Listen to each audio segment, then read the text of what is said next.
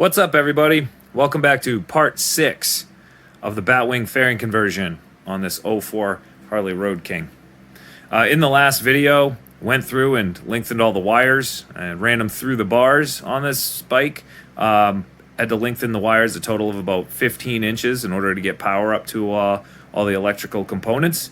Double checked all those and they're all working correctly, so it's going to be on to the next thing. The next thing is going to be the cables. So I have a lengthened clutch cable, also have lengthened throttle cables, as well as a lengthened front brake line that also has to get put in there. Everything that I'm doing is plus 6 inches. Hopefully that is going to work. So in order to do the clutch cable, which I think I'm going to start on first, that's going to require a whole lot of teardown. So today is going to be teardown day.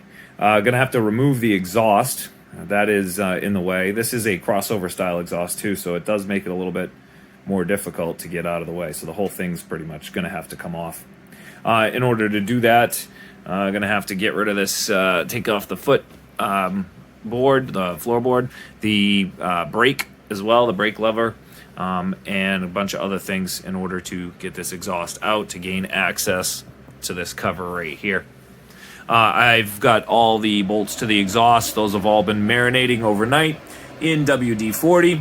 A lot of people would probably use something other than WD-40, like maybe PB Blaster or something. I don't know. I've always had good luck with WD-40 and don't have to worry about, running the risk of any of the stuff that splashes out, staining any of this black or anything. It's very gentle and it works well. So I go with that stuff. All right, so I'm going to get all my stuff together here and start by pulling these mufflers and then kind of working my way up to the head pipes, get those all out of the way, and try to get this transmission drained and get the cover off and start changing out this clutch cable. Be right back at you.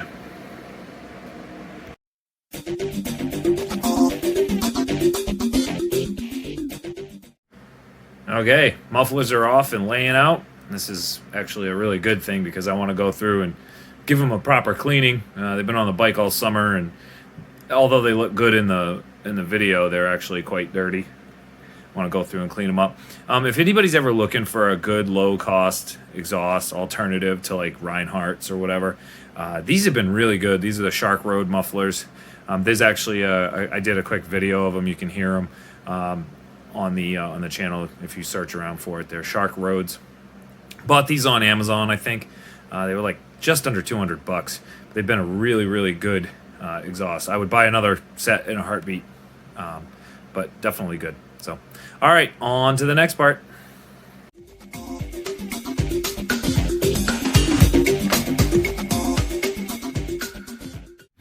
All right, got all that off. If anybody's ever changed out one of these brake pedals before, you know the deal, but yeah, it's getting this little cotter pin out is a pain in the butt. It took a little bit longer than I thought it would. Obviously, time lapse kind of makes up for that, but yeah. So I forgot how much of a problem it was getting it out when I changed it out. So this one is not the factory one.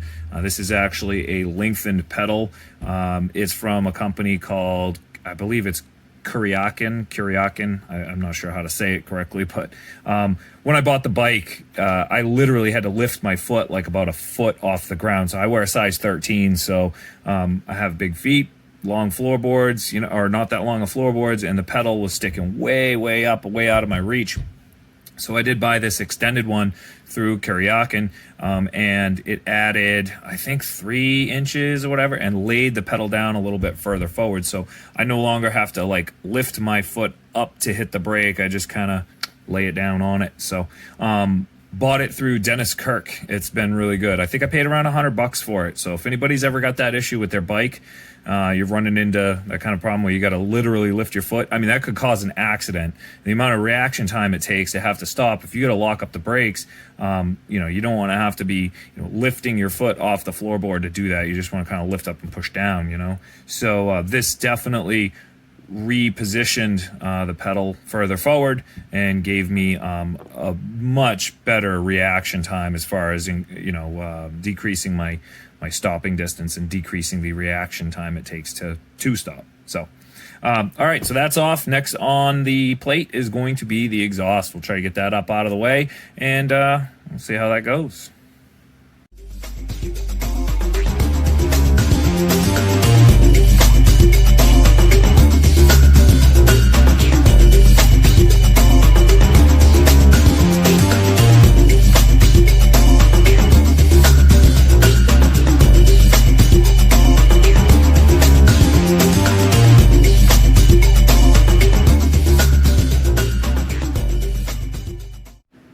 All right, and it's off.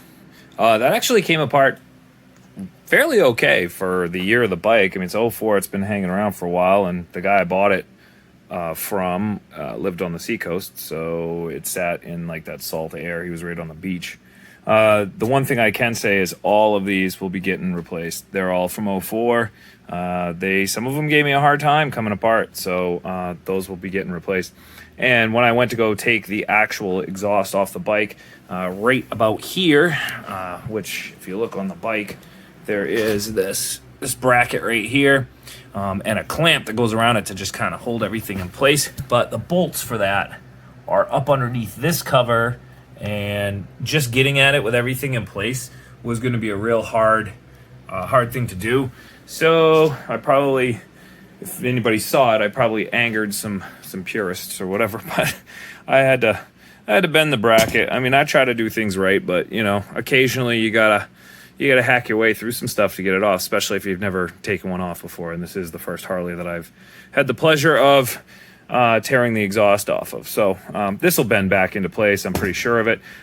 If there's another way of doing that, and someone wants to put it down in the comments, that would be fantastic, because I'd really love to know the correct way to gain access to that, because with the pipes in the way, even after you pull all these shields off, you just really can't get any kind of access to that. And they're Allen heads, and they're just kind of buried up in there. I'm sure there's a proper way of doing it, and I'm probably sure that wasn't the proper way to do it. However, at the end of the day, it did get the job done. All right, so the next thing we're going to do here is going to drain out all the trans fluid and start getting ready to pull that clutch cable.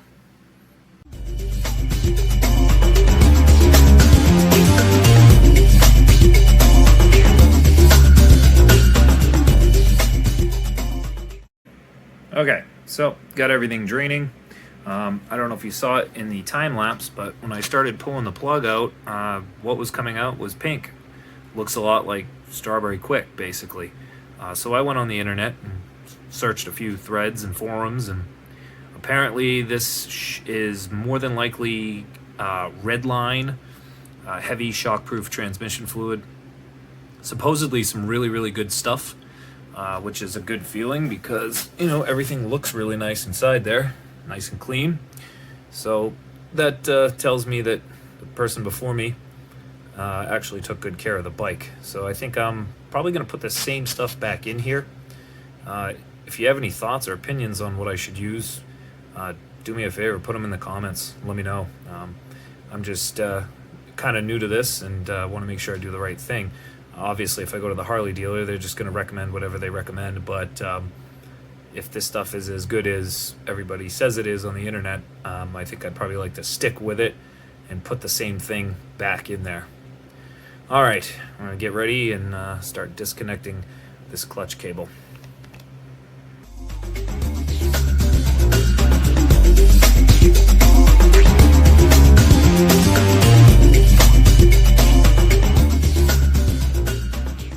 All right, the clutch cable is now disconnected and free from both ends.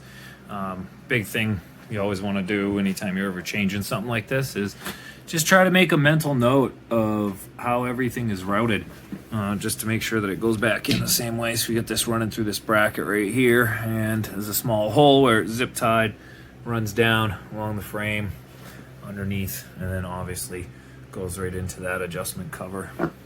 So that's good to note. All right, I'm gonna clip these leads or clip this tie and get this thing out of the way and start putting the new one back on. Here's a quick side-by-side comparison of the two cables. My original one's kind of bent up. It's not exactly straight like it was, originally. It's also adjusted all the way out and everything, so the casings look like they're extended a little longer. But from end to end, it measures out 6 inches, which is exactly what we're looking for. This additional length is going to really allow me to, turn the handlebars fully both directions, which is usually a pretty good thing when you're riding on a bike. So, gonna go start getting this thing routed back onto the bike and hooked up.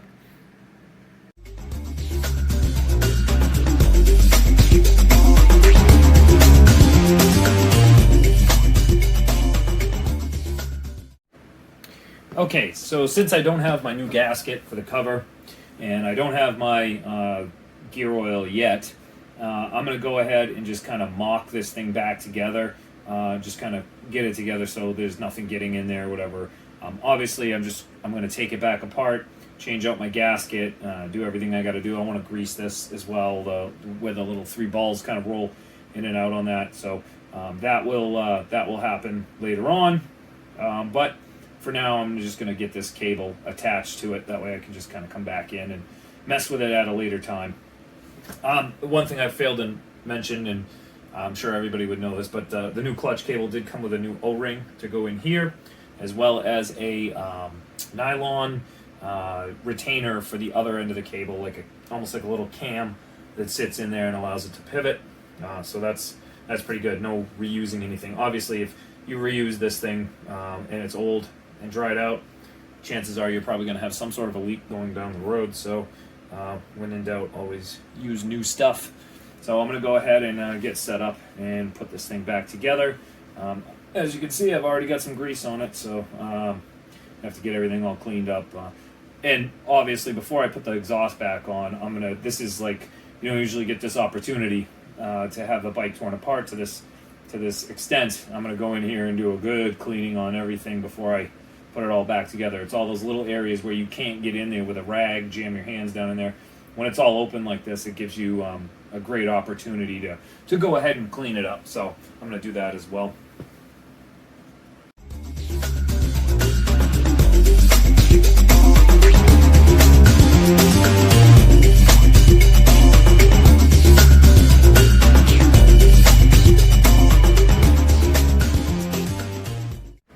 Okay, got everything somewhat buttoned up. The bolts are in there somewhat snug, just hand tight. Biggest thing is just to keep everything out of there. Got the cable routed down where it goes originally. I have it loosely zip tied to the frame right there. Comes around here, and I really like the amount of slack I got. I think it's just enough. Obviously, if I need to lose a little, I can kind of lose it down in the frame there. But with the way the fairing is going to sit up tight to it, that should be just right. I like the way it looks, and the cables are definitely an upgrade. The stainless looks a lot better than the black ever did, the vinyl. So on to the next thing. Next thing is going to be the throttle cables. So let's get going on that. Okay, I'm getting ready to take these throttle cables off, and real quickly I'm noticing apparently this bike, or most all of these Harleys, I guess, come pre-wired for cruise control. I know this one does not have cruise for a fact because there is no switch for anything, but maybe that, I don't know, there's a 2-position rocker switch that's on the nacelle that wasn't hooked up to anything. I don't know. I know it's pre-wired from the factory in the harness, and it's hooked up to the cables. The cables that I bought are for non-cruise. So either way, I'm just going to leave these unplugged and up under the tank. I'm going to have to jack this tank up a little bit further. I got to get this air cleaner off, and then I can start unhooking these cables. Just trying to look at how they're all routed in there.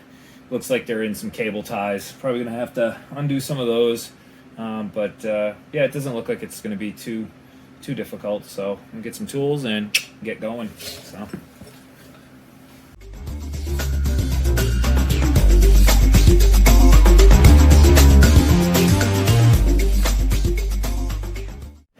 All right, got the first cable out. You can see came off down in there, way down in.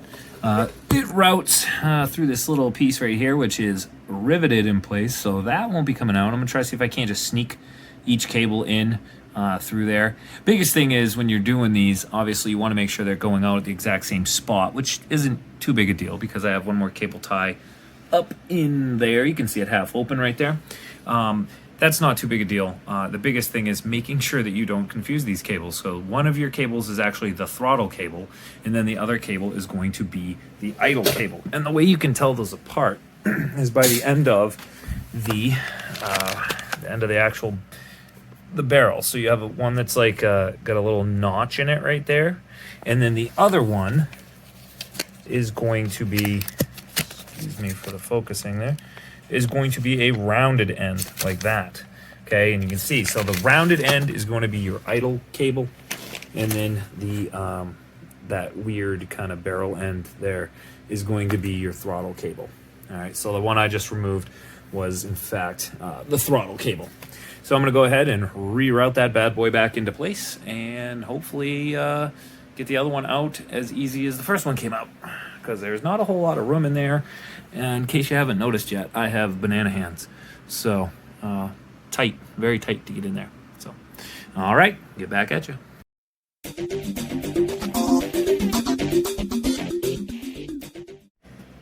All right, first cable is in. That was a tight one. That was hard to get in there. I was not lying when I said I had banana hands, and those are hard to get into a tight place like that. So we're good though. We're all up inside that little clasp there. Goes right through onto the next cable.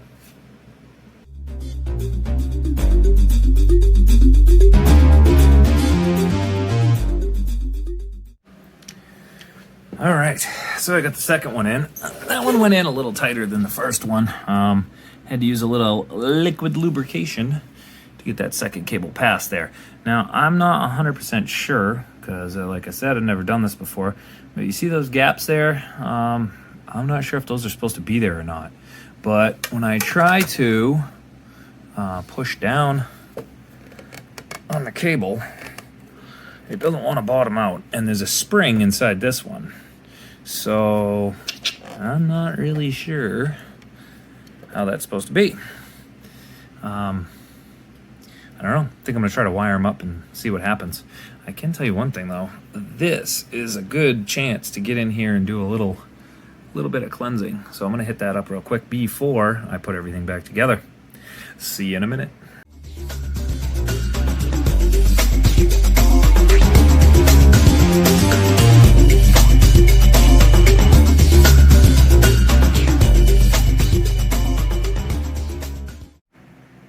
All right, got everything back together.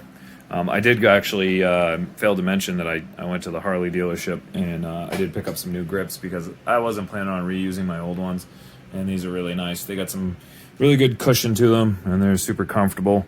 And if my wife is watching, I found them in the $10 bargain bin. Anyway, the cables are all in.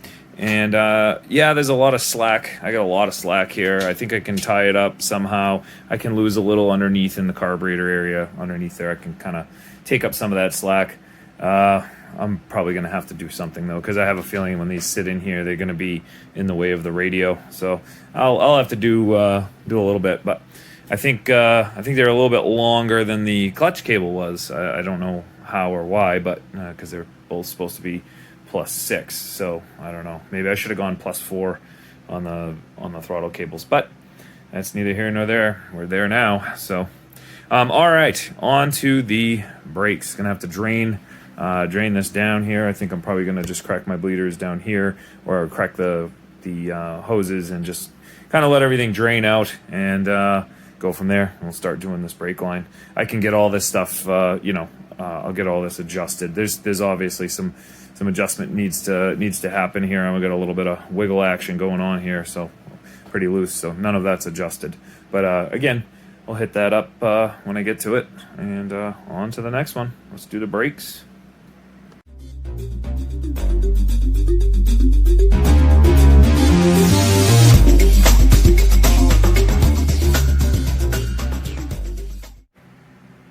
And it's out.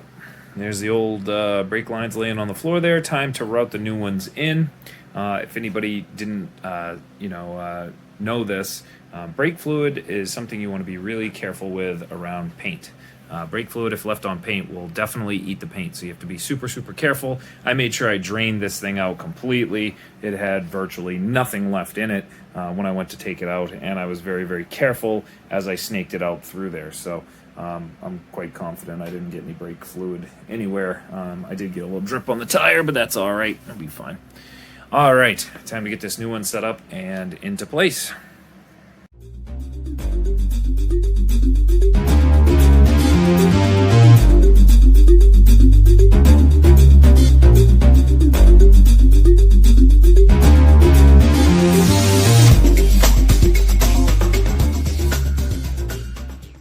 And just like that, we got brake lines.